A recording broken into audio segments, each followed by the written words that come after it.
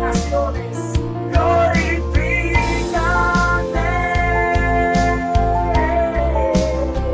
glorifícate, glorifícate,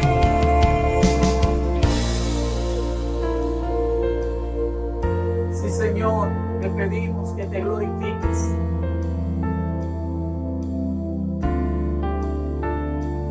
Hola, Dios te bendiga. En este momento me encuentro por aquí para compartir una palabra que se encuentra en el libro de Mateo capítulo 14, desde su versículo 22 hasta el 31. Dice así en el nombre de Jesús. Jesús anda sobre el mar. Enseguida Jesús hizo pasar a sus discípulos, entrar en la barca e ir delante de él a la otra ribera, entre tanto que él despedía a la multitud. Despedida la multitud, subió al monte a orar aparte. Y cuando llegó la noche, estaba allí solo. Y ya la barca estaba en medio del mar, azotada por las olas, porque el viento era contrario. Mas a la cuarta vigilia de la noche, Jesús vino a ellos andando sobre el mar. Y los discípulos, viéndole andar sobre el mar, se turbaron diciendo, un fantasma, y dieron voces de miedo. Pero enseguida Jesús les habló diciendo, tened ánimo, yo soy, no temáis. Entonces le respondió Pedro y le dijo, Señor, si eres tú, manda que yo vaya a ti sobre las aguas. Y él le dijo, ven. Y descendiendo Pedro de la barca, andaba sobre las aguas para ir a Jesús. Pero al ver el fuerte viento, tuvo miedo, y comenzando a hundirse, dio voces diciendo, Señor, sálvame.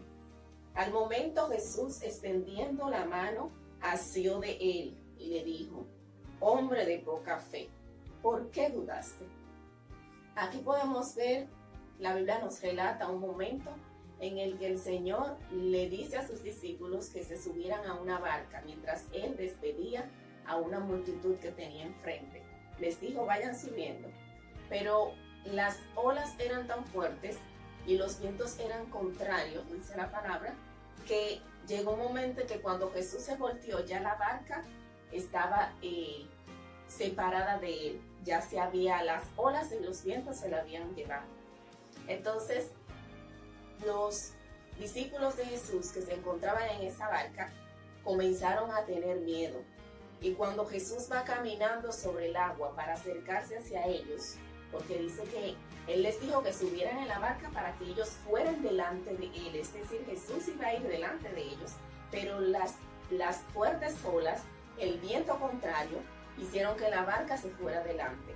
Entonces, cuando Jesús va caminando hacia sus discípulos, ellos ven y piensan que es un fantasma y se asustan, pero Jesús le dijo, tened fe, cobrad ánimo, yo soy, no temáis.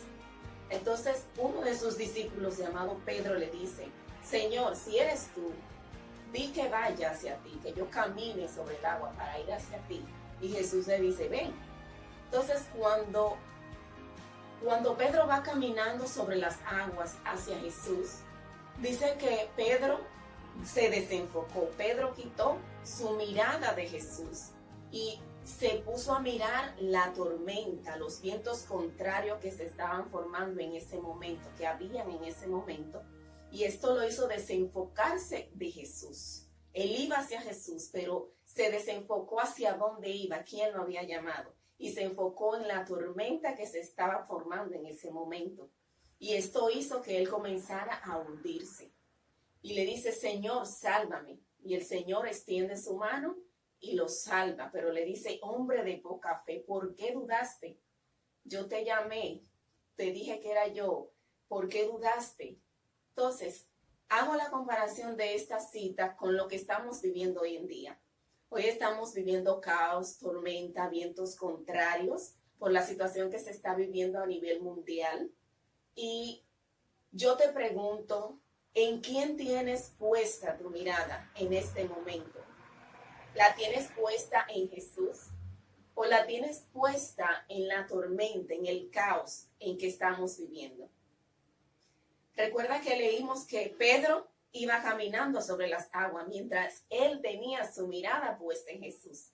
Pero cuando él la quitó de Jesús para ponerla en su tormenta, que estaba en ese momento, comenzó a hundirse. Si desenfocamos nuestra mirada de Jesús, nos vamos a hundir. Entonces, recuerda que la barca en la que nos encontramos, el mundo hoy en día, es Jesús.